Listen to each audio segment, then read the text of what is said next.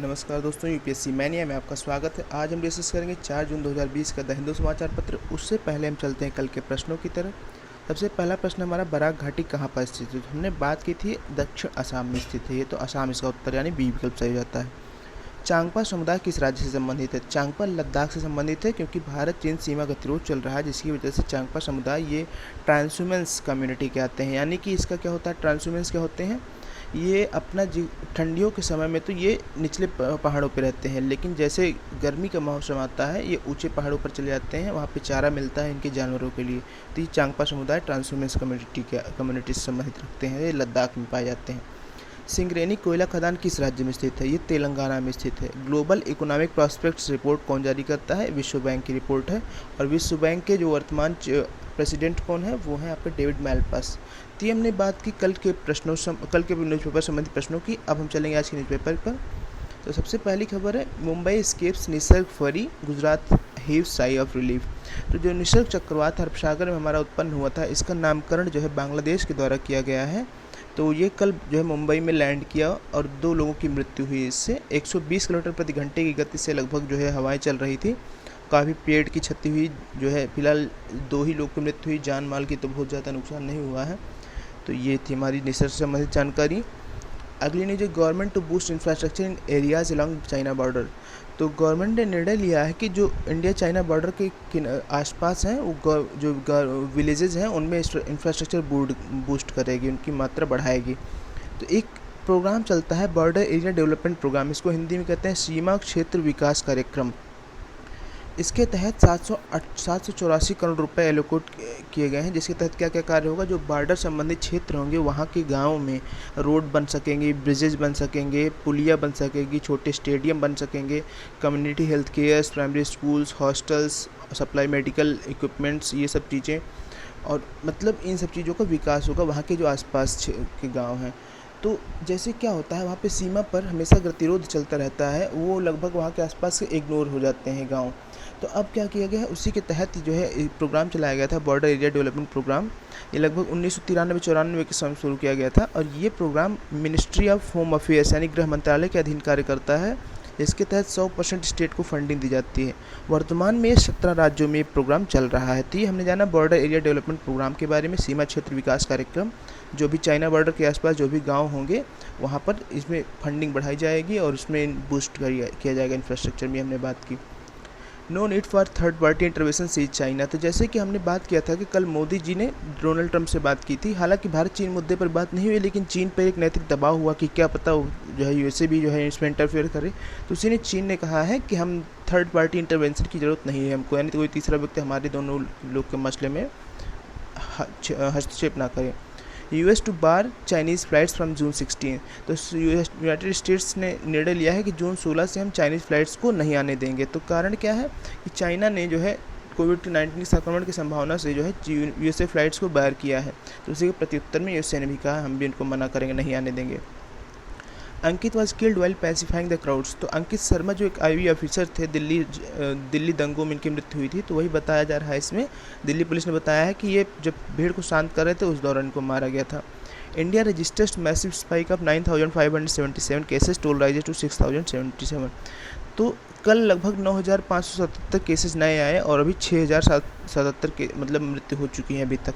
वर्तमान में 2,16,735 केसेज अभी तक टेस्ट हो चुके हैं पॉजिटिव, जिसमें 1,06,658 एक्टिव केसेज हैं। और लगभग कल 1,37,000 केसेज टेस्ट हुए हैं, यानी कि 1 लाख से ज़्यादा टेस्टिंग डेली हो रही है। तो ये तीसरे नंबर न्यूज़। अगली हमारी महत्वपूर्ण न्यूज़ है, राजस्थान टॉप्स इन वायरस मैनेजमेंट इंडेक्स। तो जो केंद्र सरकार ने एक इंडेक्स जारी किया है, कौन प्रदेश कितना अच्छे से लड़ रहा है कोविड-19 से, तो उसमें राजस्थान प्रथम स्थान पर है, यानी राजस्थान सबसे अच्छे से लड़ने में सफल रहा है। Local situation in MP now in control से गवर्नमेंट। तो मध्य प्रदेश में जो टिड्डी दल का हमला है वो काफ़ी कंट्रोल की स्थिति में है, गवर्नमेंट ने बताया, मध्य प्रदेश गवर्नमेंट ने। High court stage appointment of 69,000 teachers in UP. तो उत्तर प्रदेश में जो शिक्षकों की भर्ती थी, 69,000 शिक्षकों की भर्ती, उस पर हाईकोर्ट ने रोक लगा दी है, उससे संबंधित न्यूज़ है ये। अगली न्यूज़ है, 45,000 dial mental health health helpline in 2 months. तो महाराष्ट्र सरकार ने बताया है कि जो है पिछले 2 महीनों में 45,000 लगभग कॉल्स आई हैं मेंटल हेल्थ हेल्पलाइन के लिए। तो जैसे कि आप जानते हैं लॉकडाउन है, लोग घरों में अपने हैं, तो मानसिक तनाव बढ़ना स्वाभाविक है। तो उसी के लिए मेंटल हेल्थ हेल्पलाइन जारी की गई थी, जिसमें 2 महीने में 45,000 कॉल्स आई हैं। तो इससे जो है हमें सोसाइटी का एक जो है दृश्य हमारे सामने आता है कि मानसिक तनाव जिसको हम लोग इग्नोरेंट होते हैं, वास्तव में काफ़ी गंभीर समस्या है। तो ये मानसिक तनाव तभी तो 45,000 कॉल्स 2 महीने में आई, ये चीज़ देखा गया। अगली न्यूज़ है Mahindra logistics launches QR inclusion policy.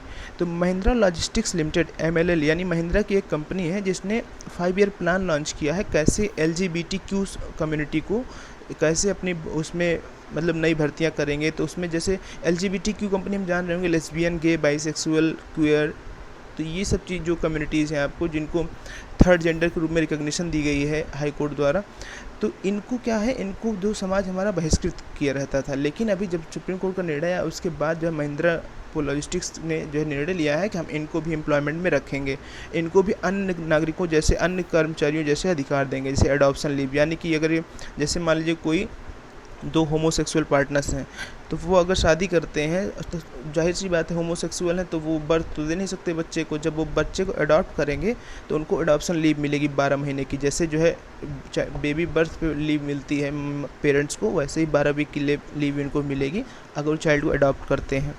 और जो भी मेडिकल इंश्योरेंस है, जैसे कि क्या होता है नॉर्मल मेल फीमेल पार्टनर्स में क्या होता है, अगर मेल एम्प्लॉई है तो उसकी पत्नी को भी मेडिकल इंश्योरेंस मिलता है। तो इसमें कहा गया अगर सेम सेक्स पार्टनर है तो उसकी जो पार्टनर है उसको भी ये जो है बेनिफिट मिलेगा। कंपैशनेट लीव मिलेगी, यानी कि जो है कोई भी अगर खास व्यक्ति में जो है किसी की मृत्यु हो जाती है तो उसमें छुट्टी मिलती है 4 दिनों की। तो अगर वो सेम सेक्स पार्टनर है उसको भी अगर कोई क्षति हुई तो उसके संभावना में, यानी कि सभी मामलों में समान रूप से देखा जाएगा। तो महिंद्रा ने ऐसी पॉलिसी लॉन्च की है। Virar teenager goes for hunger strike for child beggars. तो विरार एक जगह है मध्य प्रदेश में, वहाँ की एक जो है टीनेजर लड़की है, एक जो है 19 साल की एक बालिका है, उसने 16 साल की एक बालिका है सलोनी तोडकरी, उसने एक जो है हंगर स्ट्राइक की है। किसके लिए भूख हड़ताल किसके लिए की है कि चाइल्ड राइट्स के लिए, यानी कि जो हमारे बाल भिखारी हैं, बाल मजदूर हैं, बाल जो छोटे छोटे बच्चे हैं उनको जो भिखारियों के लिए उत्थान भिखारी बनाया जाता है और कई रैकेट्स चलते हैं उनसे भीख मंगवाई जाती है, उसके खिलाफ इन्होंने हंगर स्ट्राइक की है। तो इसमें इन्होंने मांग की है कि जो चाइल्ड एम्प्लॉयमेंट की मिनिमम एज है उसको 18 कर दिया जाए, अभी कितनी है 14 है। और बोला है कि जो भी चाइल्ड लेबर पाए जाए उनको 5 लाख रुपए से 10 लाख रुपए जो भी चाइल्ड को एम्प्लॉय करते हैं उनको पनिशमेंट की जाए, उनको 10 साल की सज़ा दी जाए और इसको गैर जमानती ऑफेंस डिक्लेयर किया जाए। तो हम जैसे कि जानते हैं हमारे संविधान में चाइल्ड राइट संबंधी कौन सा आर्टिकल रिलेटेड है, तो जो है ये आपका आर्टिकल 24 आपका कहता है प्रोहिबिशन ऑफ चाइल्ड लेबर, यानी कि बाल श्रम को मना करता है। तो ये थी इससे संबंधित न्यूज़। आर्टिकल 24 के बारे में हमने जाना जो बाल श्रम को मना करता है। अगली न्यूज़ है NGT holds LG polymers India liable for loss of life. तो LG पॉलीमर्स इंडिया जो कि विशाखापत्तनम में है, यहाँ पे एक लीक हुआ था पिछले माह जिससे जो है 11 से 15 लोगों की जान जा चुकी थी। तो NGT जो नेशनल ग्रीन ट्राइब्यूनल राष्ट्रीय हरित प्राधिकरण है उसने इसको 50 करोड़ रुपए की फ़ाइन भी सबमिट करने की बात की गई थी। और अभी इसने कहा है कि जो भी घटना हुई उसके लिए LG पॉलीमर्स दोषी है। तो स्टाइरिन गैस का रिसाव हुआ था, ये चीज़ें हमने रिवाइज़ कर ली एक बार फिर से। Supreme court rejects Andhra Pradesh appeal on painting government property. तो सुप्रीम कोर्ट में एक याचिका गई, क्या याचिका थी हम जानेंगे। आंध्र प्रदेश सरकार ने जो भी वहाँ की ग्राम पंचायत थे वहाँ अपनी पार्टी के जो झंडे का कलर है उस कलर से वहाँ की सभी ग्राम पंचायतों को रंगवा दिया था। तो इसके खिलाफ हाईकोर्ट आंध्र प्रदेश के हाईकोर्ट में एक अपील की गई, जिसके बाद हाईकोर्ट ने कहा है कि ग्राम पंचायत पर जो भी जो है पार्टी के झंडे यानी YSR कांग्रेस पार्टी के झंडे वाले रंग जो भी उससे रंगा गया है, इससे क्या है पार्टी का प्रचार प्रसार, पब्लिक पैसे से पार्टी का प्रसार करने का प्रयास किया जा रहा है, ये जो कि गलत है। तो सारे रंगों को मिटाने का यानी सारे रंगों को जो है हटाने का जो है ऑर्डर दिया था हाई कोर्ट ने। इसके खिलाफ जो है वहाँ की जो रूलिंग पार्टी है YSR कांग्रेस वो सुप्रीम कोर्ट में गई। इसके बाद सुप्रीम कोर्ट ने उसको मना कर दिया, कहा ऐसा संभव नहीं, हाई कोर्ट ने जो कहा है वो सही कहा है और आप पब्लिक पैसे से कोई जो है अपना पार्टी का प्रमोशन नहीं कर सकते हैं। तो ये बात थी, इससे संबंधित न्यूज़ हमने देखा। अगली महत्वपूर्ण न्यूज़ है lieutenant general level talks with China on June 6। तो 6 जून को लेफ्टिनेंट जनरल लेवल की वार्ता होगी जो भी भारत चीन सीमा गतिरोध है उसको सुलझाने के लिए। हमारी तरफ से जनरल ऑफिसर कमांडिंग जो लेह हेडक्वार्टर के हैं वो जाएंगे, लेफ्टिनेंट जनरल YK जोशी जाएंगे हमारी तरफ से। तो ये चीज़ है। और एक प्रपोजल पहले भी था कि रखा गया था एक हॉटलाइन डेवलप की जाए। हॉटलाइन क्या है? सीनियर ऑफिसर्स के बीच में, जैसे वहाँ पर जो भी गतिरोध होता है जो सेनाओं के बीच में होता है, लेकिन अगर सीनियर ऑफिसर डायरेक्ट कम्युनिकेशन में लगातार रहेंगे वर्ष भर तो कोई समस्या ऐसी नहीं पनपने पाएगी, जो भी मतभेद होगा वो तुरंत सुलझ जाएगा। तो सीनियर ऑफिसर्स के बीच में एक डायरेक्ट हॉटलाइन जोड़ दी जाए, यानी भारत के सीनियर ऑफिसर्स और जो है चीन के सीनियर ऑफिसर्स, तो इससे काफ़ी जो है समस्या ऐसी नहीं उत्पन्न होगी। ये बताई हुई एक प्रस्ताव था, लेकिन अभी ये लागू नहीं हुआ है। अगली न्यूज़ है border strike more serious than in past. तो एक वेबिनार ऑर्गेनाइज किया गया है इंस्टीट्यूट ऑफ चाइनीज़ स्टडीज़ के द्वारा, यानी जो भारत में एक इंस्टीट्यूट है उसने ऑर्गेनाइज किया सेमिनार, जिसमें रिटायर्ड आर्मी ऑफिसर्स भी शामिल हुए थे। तो उसमें उन्होंने बताया है कैसे कि जो इस बार की जो ये सीमा गतिरोध है पहले से काफ़ी गंभीर है। क्यों गंभीर है? गंभीर इसलिए है कि पहले देखिए क्या होता था, देपसांग में 2013 में हुआ, चुमार में 2014 में हुआ, डोकलाम में 2017 में हुआ। तो पहले क्या होता था, एक समय पे एक ही जगह पे गतिरोध होता था, लेकिन वर्तमान में क्या है, देखा गया है एक ही समय पे 4 जगह आपका आप देखे होंगे तो जो है लद्दाख में 3 जगह और सिक्किम में नाकुला के पास एक जगह, यानी 4 जगह एक ही समय में गतिरोध चल रहा है। तो ये ऐसा लग रहा है ये प्लान्ड वे में किया जा रहा है। और जो दूसरी बात बताई जा रही है कि इसमें इस समय जो मिलिट्री है वो मिलिट्री डिप्लॉयमेंट में बढ़ा दिया गया, यानी 2500 से 3000 सैनिक लाके और एक्स्ट्रा जो है चाइना ने सीमा के पास कर दिए हैं। तो ये लग रहा है जैसे कि प्लान्ड वे में है, तो ये काफ़ी चैलेंजिंग हो जाता है। और जो पैंगोंग सो लेक है वहाँ पर उसमें भी इसने सीमा क्रॉस की चाइना ने और भारतीय क्षेत्र में आया है। तो इसलिए बता रहे हैं कि यहाँ पर 2 समस्याएँ मुख्य हैं कि पहली बात तो कई जगह पर हो रहा है, दूसरी बात सेनाओं की संख्या में भी बढ़ोतरी देखने को मिली है। तो इसलिए बता रहे हैं कि पहले जैसा गतिरोध नहीं है, ये काफ़ी समस्या क्रिएट कर सकता है और संभावना है कि ये और भी जो है मतलब कैसे इसको हल करना आसान नहीं होगा। देखते हैं आगे फिर कैसे क्या होता है। ये थी न्यूज से संबंधित। अगली news, India slams defacement of rock carvings in Gilgit Baltistan. तो गिलगिट बाल्टिस्तान क्षेत्र जैसे कि जानते हैं जम्मू कश्मीर के ये लद्दाख क्षेत्र के पाक अधिकृत कश्मीर में आता है, यानी कि पाकिस्तान ऑक्युपाइड कश्मीर में आता है। तो यहाँ पर कुछ बुद्ध मूर्तियाँ हैं और जो है पहाड़ों पर उनके कार्विंग के द्वारा बनाई गई हैं। तो वहाँ पे जो है वहाँ पे ज़्यादा अधिकतर पॉपुलेशन तो मुस्लिम है। तो अभी न्यूज़ आई है वहाँ पे कि जो भी बुद्ध मूर्तियाँ हैं उनको ख़राब किया जा रहा है, उनको तोड़ा जा रहा है, उनको डिफेस किया जा रहा है। तो ये इनवैल्यूएबल इंडियन हेरिटेज है, बुद्धिस्ट हेरिटेज है। तो इसके खिलाफ इंडिया ने आवाज़ उठाई कि ये गलत है। तो अभी वहाँ पे गिलगिट बाल्टिस्तान एक वजह से और चर्चा में आया था कि वहाँ पर दाइमर भाषा हाइड्रो पावर प्रोजेक्ट बनाने का, दाइमर भाषा बांध बनाने का प्रोजेक्ट जो है चाइनीज़ कंपनी को दिया गया है, जो भी उससे भी बुद्धिस्ट मॉन्यूमेंट्स खतरे में होंगी। तो ये हमने 2 चीज़ जाना है कि पहली बात बुद्धिस्ट मॉन्यूमेंट्स का वहाँ पे डिफेसमेंट किया जा रहा है, दूसरी बात दाइमर भाषा जो है एक डैम वहाँ बनाया जा रहा है गिलगिट बाल्टिस्तान से संबंध में न्यूज़ में। तो अभी क्या हुआ है, अभी जो ये बुद्धिस्ट मॉन्यूमेंट्स को डिफेसमेंट किया जा रहा है इसके खिलाफ भारत ने आवाज़ उठाई है गिलगिट बाल्टिस्तान में जो ये घटना हो रही है। अगली जो cabinet sets up secretaries group to attract investment.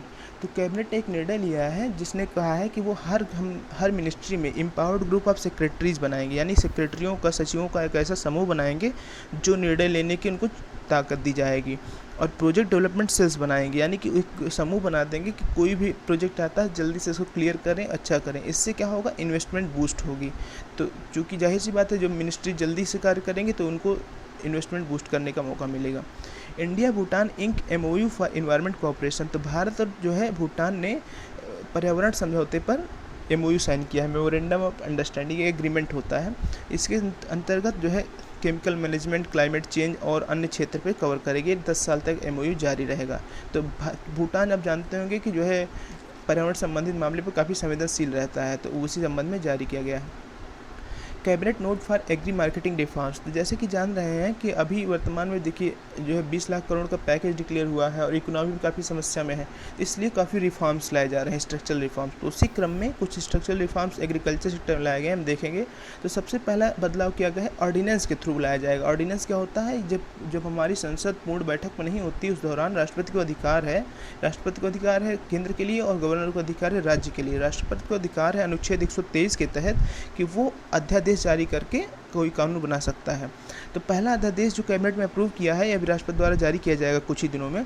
तो पहला अध्यादेश ये इसेंशियल कमोडिटीज़ एक्ट में संशोधन किए हैं। उससे क्या है, जो दाल आपकी हो गई, cereals, pulses, oil seeds, edible oils, onion, potatoes, इस सारी चीज़ों को इसेंशियल कमोडिटीज़ से हटा दिया जाएगा। इससे क्या होगा, जब इसेंशियल कमोडिटीज़ में जो भी वस्तुएं रखी जाती है उनका मूल्य सीमित कर दिया जाता है कि इससे ज़्यादा मूल्य कोई नहीं बेच सकता है। इससे सीमा जो हो जाती है, इससे सीमित कर दिया जाता है। तो जो है यानी कि इसका आदमी का सोच जो है, चाहे इतना भी जो है डिमांड बढ़ जाए वो बढ़ जाए, लेकिन जो है दाम नहीं बढ़ा सकते हैं। तो इससे क्या होता है, जो भी फार्मर्स उनको फ़ायदा नहीं होगा, जो फ़ायदा नहीं होगा तो उसको उगाएंगे नहीं, तो जाहिर सी बात है। अब इसको जो हटा दिया गया है, तो इसको यानी कि जितनी डिमांड बढ़ेगी उतना उसका प्राइस बढ़ेगा, तो फार्मर्स को इंसेंटिव मिलेगा कि वो ज़्यादा से ज़्यादा उगाएं जब इसकी मांग बढ़ेगी। तो ये बात है। अगला जो संशोधन किया गया है, farming produce trade and commerce promotion and facilitation ordinance 2020 को जो है लागू किया जाएगा। इसमें कहा गया है कि जो भी कोई भी वो हैं फार्मर्स हैं, वो सीधे जो है एग्रीकल्चर एपीएमसी मार्केट के अलावा कहीं खुले मार्केट में बेच सकते हैं। सामान्यतः नियम क्या है, हर राज्यों ने एपीएमसी एक्ट लागू किया है, जिसके तहत ये नियम है कि केवल उसी राज्य के जो एपीएमसी मार्केट, उसी में वो किसान अपना वो सामान बेच सकता है।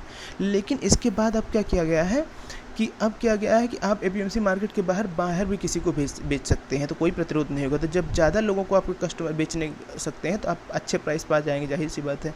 अगली न्यूज़ है फार्मर्स एम्पावरमेंट। अगला उससे जो संशोधन किया गया है वो जो है आपका agreement on farm price insurance ordinance पे, यानी कि इससे क्या है, कॉन्ट्रैक्ट फार्मिंग के लिए रूल बनाया जाएगा। यानी कि पहले से ही जो फार्मर है वो अपने फूड के लिए जो भी उत्पादन कर रहा है उसके लिए कॉन्ट्रैक्ट जो है साइन कर ले, उस कॉन्ट्रैक्ट के तहत जो है पहले से प्राइस डिसाइडेड रहेगा। इससे जो है फार्मर्स के इनकम को काफ़ी बूस्ट मिलेगी। Hydroxy chloroquine clinical trials will resume WHO. तो डब्ल्यूएचओ ने कहा है कि हाइड्रोक्सी क्लोरोक्विन जो दवा है, इसके क्लिनिकल ट्रायल को हम पुनः से जारी करेंगे। डब्ल्यूएचओ के जो चीफ है वर्तमान में टेड्रोस एधनोम है। और डब्ल्यूएचओ संबंधित एक न्यूज़ और है कि जो डब्ल्यूएचओ का एग्जीक्यूटिव बोर्ड है, आपका कार्यकारी परिषद, उसके अध्यक्ष कौन चुने गए हैं, हमारे जो स्वास्थ्य मंत्री डॉक्टर हर्षवर्धन चुने गए हैं। तो हाइड्रोक्सी क्लोरोक्विन का जो ट्रायल था उसको रोक दिया था डब्ल्यूएचओ ने, लेकिन अब जो है कुछ रिपोर्ट्स आ रही हैं कि हाइड्रोक्सी क्लोरोक्विन के प्रयोग से काफ़ी बल्कि नुकसान हो सकता है पेशेंट्स को फ़ायदे के बजाय। तो इसलिए इन्होंने फेस ट्रायल को स्टार्ट किया है कि भाई जल्दी से हम स्पष्ट करें, नहीं तो पता चले तब तक ज़्यादा नुकसान हो चुका रहे। Need new stimulus of ₹10 lakh crore. तो अर्थशास्त्री जो है, कुछ हमारे अर्थशास्त्री, भारतीय अर्थशास्त्री कह रहे हैं कि 10 लाख करोड़ का और पैकेज चाहिए। लगभग 80% जो है हाउस होल्ड्स हैं उनको तुरंत कैश ट्रांसफ़र किया जाए, जिससे इकोनॉमी को बूस्ट मिलेगा। ये बहुत ही ज़रूरी है, ये बता रहे हैं अभी। अगली न्यूज़ है डिफेंस सेक्रेटरी टेस्ट पॉजिटिव। तो जो हमारे डिफेंस सेक्रेटरी हैं, रक्षा सचिव हैं, वो कोरोना पॉजिटिव पाए गए हैं। Gujarat move 60,000 to safer places. तो जैसे कि हम जान रहे हैं, निसर्ग चक्रवात जो आया था गुजरात और महाराष्ट्र में, तो उसी के तहत 60,000 लोगों को सुरक्षित स्थानों पहुंचाया गया। तो देख रहेंगे अब ट्रक टायर से लदी हुई थी, किस तरह 120 किलोमीटर प्रति घंटे की रफ्तार से जब चक्रवात आया तो ट्रक ही पलट गई। तो काफ़ी प्रभावी चक्रवात था, लेकिन प्रभु कृपा से बहुत ज़्यादा क्षति नहीं हुई है। India must gird for sharp slow down. तो जो हमारे पूर्व चीफ इकोनॉमिक एडवाइजर थे अरविंद सुब्रमण्यम, तो उन्होंने बताया है कि जैसे कि अर्थव्यवस्था इस समय, जाहिर सी बात है, जो आने वाले दिनों में अर्थव्यवस्था थोड़ा सा और जो है लुढ़केगी, तो उसके लिए भारत को तैयार रहना चाहिए। क्या क्या संशोधन, क्या क्या बदलाव की बात कर रहे हैं कि जो बजट है वो कोरोना के पहले आया था, तो उसको बजट के पैरामीटर्स को बदलने की आवश्यकता है। और जो 15वां वित्त आयोग है उसके टर्म्स ऑफ रेफरेंस को भी बदलने की आवश्यकता है, क्योंकि तब हमको पता नहीं था कैसी समस्या आएगी। तो जो फाइनेंस कमीशन होता है वो क्या करता है, राज्यों और केंद्र के बीच में वित्त पैसे का बंटवारा करता है। तो अब जाहिर सी बात है, राज्यों पर जिम्मेदारियां बढ़ गई है, तो नए पैमाने की आवश्यकता है, तो उसके जो पैमाने हैं उनको भी बदलने की आवश्यकता है। FRBM एक्ट, जो हमारा physical responsibility and management act है, यानी कि कितना फिजिकल डेफिसिट होगा, कितना रेवेन्यू डेफिसिट होगा, इन पैरामीटर्स को तय करता है। इसमें भी बदलाव की ज़रूरत है, ये सुझाव दे रहे हैं। Disaster management act is a good law Sibal. तो जो पूर्व कानून मंत्री हैं, कांग्रेस सरकार में कानून मंत्री थे कपिल सिब्बल, तो इन्होंने बताया कि जो डिजास्टर मैनेजमेंट एक्ट है हमारा, आपदा प्रबंधन अधिनियम, ये 2005 में लाया गया था। ये काफ़ी अच्छा लॉ है, लेकिन इसका इम्प्लीमेंटेशन अच्छे से नहीं कर रही है। तो ये विपक्ष है, तो फिलहाल ये पॉलिटिकल एंगल हम इसको नहीं डिस्कस करेंगे, विपक्ष तो आलोचना करेगा ही। हम देखेंगे यहाँ पर डिजास्टर मैनेजमेंट एक्ट क्या है। तो राष्ट्रीय आपदा प्रबंधन अधिनियम ये आपका 2005 में पास हुआ था। इसके तहत एक जो है नेशनल डिजास्टर मैनेजमेंट अथॉरिटी, राष्ट्रीय आपदा प्रबंधन प्राधिकरण जो है बनाया जाता है, जिसके अध्यक्ष प्रधानमंत्री होते हैं। 9 सदस्यीय बॉडी होती है, जिसको अधिकार दिया गया है कि कोई भी राष्ट्रीय आपदा आती है उससे संबंधित मामलों पर निर्णय ले। और इसके तहत एक national disaster response force NDRF बनाया गया है, नेशनल डिजास्टर रिस्पांस फंड बनाया गया है। तो NDRF जो आपका वो सभी एक टीम होती है जो है पुलिसमैन्स की या ऐसे स्पेशल पर्सनल्स की जो एक्सपर्ट होते हैं डिजास्टर रिस्पांस में, और एक फ़ंड भी बनाया जाता है जिससे स्टेट्स को फंड दिया जाता है उससे निपटने के लिए। अगली news, Kolkata port renamed after Shyama Prasad Mukherjee. तो जो कोलकाता बंदरगाह है उसको नाम बदलकर श्यामा प्रसाद मुखर्जी बंदरगाह कर दिया गया है। तो ये न्यूज़ है, आपको पूछा जा सकता है प्रश्न में। अगली महत्वपूर्ण न्यूज़ है हमारी वैश्विक जगत से प्रोटेस्टर्स डिफाई कर्फ्यूज मार्च अक्रॉस यूएस। तो जैसे कि जो है वहाँ पे एंटीफा एक ग्रुप है, एंटी फासिस्ट ग्रुप जो है यूएसए में, एंटीफा ग्रुप, वो प्रोटेस्ट कर रहा है। तो यूएसए में हम जान ही रहे हैं, कई दिन से डिस्कस कर रहे हैं कैसे जॉर्ज फ्लॉयड जो एक अफ्रीकन अमेरिकन व्यक्ति थे उनकी हत्या कर दी गई पुलिस के द्वारा, उसी के लिए प्रोटेस्ट चल रहा है। वहाँ पे रेसिज्म, यहाँ पे रंग भेद होता है, उसके खिलाफ प्रोटेस्ट चल रहा है व्हाइट हाउस के सामने अभी। True face of US revealed says Khamenei. तो जो अब्दुल खमीनी है वहाँ के ईरान के supreme leader Ayatollah Ali Khamenei, तो उन्होंने कहा है कि अमेरिका का सही चेहरा यही है जो दिख रहा है, ये ऐसे ही करता है जैसे जो है वो बता रहे हैं कि जैसे पुलिस वाले ने जो उसके गले पे गर्दन पे अपना घुटना रख के उसको जब तक मर नहीं गया तब तक नहीं छोड़ा, उसी प्रकार अमेरिका भी अन्य देशों के साथ करता है, ऐसे उन्होंने आरोप लगाया है जो ईरान के supreme leader Ayatollah Ali Khomeini. British PM offers visas for millions in Hong Kong. तो जो ब्रिटिश के प्रधानमंत्री हैं बोरिस जॉनसन, उन्होंने जो हांगकांग के लाखों लोग हैं उनको वीज़ा ऑफ़र किया है। तो ये क्या है, किस लिए? तो जैसे कि हम जानते हैं, हमने देखा है कि जो चाइना है उसने हांगकांग के लिए नया सुरक्षा कानून पास किया है और बोला है कि अब हमारी जो है सिक्योरिटी पर्सनस वहाँ जाके एक्शन ले सकेंगे और वहाँ पे हम इंटेलिजेंस ब्यूरो भी स्थापित करेंगे ताकि वो वहाँ पे कंट्रोल ज़्यादा से कर सकें। तो ये बताया है बोरिस जॉनसन ने। देखिए जो हांगकांग थी 1957 में पहले ब्रिटिश कॉलोनी थी, तो ये कह रहे हैं कि ये हमारी जिम्मेदारी है, हमारी जिम्मेदारी कि जो हमारे पूर्व नागरिक हैं भाई, तो इसलिए उसको थोड़ा सा स्पेशली ट्रीट करते हैं क्योंकि 1997 से पहले ब्रिटिश कॉलोनीज थी। तो वहाँ के नागरिकों को इन्होंने इस जो है स्पेशल जो है ओवरसीज सिटीजन के लगभग जो है 3.5 लाख लोगों को ओवरसीज सिटीजन अब ब्रिटेन का इन्होंने दर्जा दिया है। तो इससे क्या है, बिना वीज़ा के वो लोग ब्रिटेन आ जा सकते हैं। तो इन्होंने और ऑफ़र किया है कि अगर जो है हांगकांग में ऐसा लॉ लागू किया जाएगा तो हम सभी लोगों को वहाँ को ब्रिटिश की नागरिकता प्रदान करने का अवसर देंगे। तो इससे क्या होगा, वहाँ के लोगों में असंतोष पनपेगा। तो जाहिर सी बात, एक पॉलिसी है ब्रिटिश प्राइम मिनिस्टर की चाइना को पुश करने के लिए, इस पर प्रेशराइज करने के लिए। अगर आप ऐसा कानून वहाँ पे लागू करते हैं तो हम वहाँ के नागरिकों को जो है स्पेशल ट्रीटमेंट देंगे और उनको वीज़ा देंगे। अब वीज़ा देंगे हम उनको आने जाने के लिए, किसी को भी सबके लिए एक्सटेंड कर देंगे और जो नागरिकता लेनी चाहेंगे उनको हम ब्रिटेन की नागरिकता भी देंगे हांगकांग को। तो हांगकांग चाइना संबंधित हम कई दिन से न्यूज़ समझ रहे हैं, उसको आप रिलेट करके अच्छे समझ पाएंगे। Philippines U turn on US pact. तो फिलीपींस जो एक आपका देख रहे होंगे, ये आपका साउथ ईस्ट एशियन कंट्री है। तो ये इसका विवाद है साउथ चाइना सी से संबंधित, इसका चीन से विवाद है। तो जिस पे यूएसए से इसका समझौता हुआ था फिलीपींस का, तो ये समझौते से विड्रॉ करना चाहता था, लेकिन अभी इसने समझौते से विड्रॉ करने से मना कर दिया है। यानी कि भारत जो यूएसए और फिलीपींस का समझौता है वो जारी रहेगा, जो चाइना को साउथ चाइना सी डिबेट में जो है इसको कंटेन करने में मदद करेगा। तो साउथ चाइना सी विवाद क्या है हम जानेंगे। तो साउथ चाइना सी आप मैप देखेंगे तो चाइना के नीचे और फिलीपींस के बीच में, तो वहाँ पे देखिए क्या होता है, जो वाटर बॉडीज होती हैं उसमें भी हमारा जोन्स डिक्लेयर है, वाटर बाउंड्रीज भी होती हैं, एक्सक्लूसिव इकोनॉमिक जोन होती है उसमें 200 नॉटिकल माइल तक, जिसमें उस देश के लोग पूरी जाके आर्थिक गतिविधियां कर सकते हैं। तो जो फिलीपींस की एक्सक्लूसिव इकोनॉमिक जोन है, विशेष आर्थिक क्षेत्र है, और चाइना की विशेष आर्थिक क्षेत्र है। तो चाइना ज़्यादा ताकतवर है, तो चाइना वहाँ पे अतिक्रमण करता है, साउथ चाइना सी पे कहता है पूरा साउथ चाइना सी हमारा है। तो उसको 9 डैश लाइन विवाद भी कहते हैं। तो ये आप देख सकते हैं 9 डैश लाइन विवाद क्या है, फिलीपींस क्या है, फिलीपींस और चाइना का क्या विवाद है, साउथ चाइना सी संबंधित। अगली महत्वपूर्ण न्यूज़ है military led unit to curb drug menace. तो श्रीलंका में जो भी ड्रग संबंधी समस्याएं आती हैं, ड्रग जो है ट्रैफिकिंग होती है, ड्रग की तस्करी होती है, उसके लिए मिलिट्री जो पैनल है वो उससे निपटेगा। Hong Kong belongs to China Nepal. तो जैसे कि हांगकांग मुद्दा चल रहा है, तो जो नेपाल है, नेपाल ने चाइना का पूर्ण रूप से समर्थन किया है, बोला उसने वन चाइना पॉलिसी के समर्थन किया है कि चाइना एक है, हांगकांग पूर्ण रूप से चाइना का अधिकार है, उसमें दूसरे देशों को हस्तक्षेप नहीं करना चाहिए। तो जैसे कि जानते हैं हम इस समय भारत नेपाल भी जो है सीमा विवाद है, तो जो है इस समय नेपाल की नज़दीकी काफ़ी चाइना से हो गई है, तो इसलिए वन चाइना पॉलिसी को काफ़ी खुलकर समर्थन कर रहा है ये। अगली जो Zuckerberg backs Facebook Trump's policy. तो जैसे कि ट्रम्प ने एक जो है पोस्ट की थी, when the looting starts the shooting starts. तो जो वहाँ पे प्रोटेस्ट चल रहा है, तो वहाँ प्रोटेस्टर्स ने कुछ लूट भी की थी, तो वही बताया कि अगर ऐसी लूट चलती रही तो हम जो है मिलिट्री को शूट करने का ऑर्डर दे देंगे, तो इससे हिंसा भड़क सकती थी। तो इसलिए ट्विटर ने इस पर तो कॉशन लगा दिया, इस पर जो है स्पेशल मतलब उस पर ट्विटर ने जो है इस पर कदम उठाए और कहा कि ये भड़काऊ पोस्ट है, लेकिन फेसबुक ने ऐसा कुछ नहीं कहा। तो उसी में स्पष्टता दी है फेसबुक ने कि हम पॉलिटिकल जो है उसमें नहीं पढ़ना चाहते हैं। अगली न्यूज़ है आर्थिक जगत से, mobile trading surges during lockdown. तो मोबाइल ट्रेडिंग जो है बढ़ गई है लॉकडाउन के दौरान। तो मोबाइल ट्रेडिंग क्या है हम जानेंगे। जो भी हमारे जो है प्लेटफॉर्म्स है, ट्रेडिंग प्लेटफॉर्म्स है कैपिटल मार्केट के, जिससे भी रेगुलेट करती है, जैसे इसमें दो मुख्यतः है हमारे, नेशनल स्टॉक एक्सचेंज और बॉम्बे स्टॉक एक्सचेंज।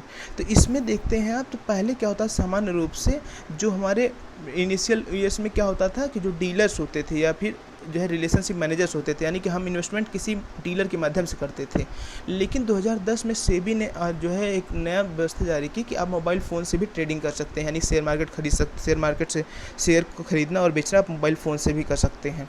तो शुरुआत में तो बहुत ज़्यादा प्रभावी नहीं था, लेकिन लॉकडाउन है तो इसलिए जो है लोग अब काफ़ी देख रहे हैं कि मोबाइल ट्रेडिंग में प्रीफर कर रहे हैं। तो मोबाइल ट्रेडिंग यहाँ पे हमारा समझने को उद्देश्य था, आप समझ गए होंगे कि मोबाइल ट्रेडिंग क्या है, कि जो शेयर्स की खरीद और जो है बेचने का प्रक्रिया मोबाइल फ़ोन के माध्यम से, स्मार्टफोन के माध्यम से किया जाए, तो उसे ही मोबाइल ट्रेडिंग कहते हैं। तो लगभग 23% तक मोबाइल ट्रेडिंग हो रही है।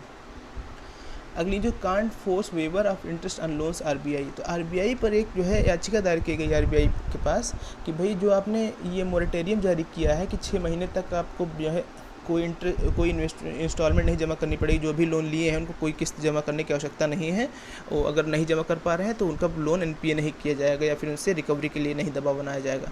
लेकिन उस दौरान ब्याज तो लिया ही जाएगा 6 महीने जो रहेगा। तो वही जो है कुछ लोगों ने याचिका दायर की है कि ब्याज भी ये कैंसिल कर दिया जाए। तो आरबीआई ने मना कर दिया ऐसे करने से, बोला कि भाई ब्याज नहीं लेंगे तो बैंकों का पैसा है वो बैंक जो है वो डूब जाएंगे, वैसे इतने घाटे में चल रहे हैं, अगर वो अपना ब्याज भी छोड़ देंगे तो 6 महीने तक उनकी आर्थिक आय क्या रहेगी। तो इसलिए उन्होंने मना कर दिया आरबीआई ने ब्याज को कैंसिल करने से। अगली न्यूज़ है आपका Zoom videos profit sprints to $27 million. तो जो जूम एप्लीकेशन जो वीडियो कॉन्फ्रेंसिंग है उसमें बताया गया है कि उसका लाभ जो है $27 मिलियन तक बढ़ गया है। यानी कि जाहिर सी बात लॉकडाउन है, ज़्यादातर काम वर्क फ्रॉम होम हो रहा है, ऑनलाइन मीटिंगों की जो है क्वांटिटी बढ़ गई है, तो जूम एप्लीकेशन की यूजिबिलिटी बढ़ी है, उससे इसका रेवेन्यू भी बढ़ा है, तो ये बताई जा रही है। Facebook users can now add Saregama music to their post. तो फेसबुक ने एक नया जो है स्कीम लॉन्च की है जिसके तहत जो है अपने पोस्ट में वो म्यूज़िक भी ऐड कर सकते हैं। तो एक इंडियन कंपनी सारेगामा उसने फेसबुक के साथ डील की है, तो फेसबुक और इंस्टाग्राम पे पोस्ट के साथ म्यूज़िक भी जो है यूज़ की जा सकती है पोस्ट में ऐड करके। Public sector banks disburse 3,893 crore loans to MSME. तो जो 3 लाख करोड़ का जो है एमएसएमई के लिए पैकेज दिया गया है कि बिना सिक्योरिटी डिपॉजिट के अब 3 लाख करोड़ तक का लोन दिया जाएगा। तो उसके तहत पहले 2 दिनों में, जून के पहले 2 दिनों में लगभग 3800 करोड़ रुपए का लोन जो है जारी किया गया है, ये बताया जा रहा है। तो ये थी न्यूज़। अगली महत्वपूर्ण न्यूज़ जो है आपकी, इन डेथ राइनो में हैव सेव्ड मेनी लाइव्स। तो असम के काजीरंगा नेशनल पार्क में 3 लोगों को पकड़ा गया जिनके पास AK-47 राइफल्स, ग्रेनेड्स, ये सब चीज़ें ये पकड़ी गई। तो संभवतः पहले तो जो है ये राइनो पोचर्स यानी कि राइनो को, यानी कि जो वहाँ के राइनोसेरस होते हैं उनके पोचर्स लगे थे कि यानी उनको मारने आए हैं, लेकिन जाहिर सी बात है ग्रेनेड के कभी प्रयोग नहीं करें, ग्रेनेड की क्या हो सकता है राइनो को मारने में। तो ये जो वहाँ पे एक्सट्रीमिस्ट ग्रुप है उनके सदस्य थे। तो वही बताया जा रहा पे कि भले एक राइनो मर गया लेकिन उसने कई की जान बचा ली। तो यानी कि एक्सट्रीमिस्ट ग्रुप कोई घटना जो है बुरी घटना को अंजाम देने का प्लान बना रहे थे। Data for 1 lakh Indians posted for sale on dark web.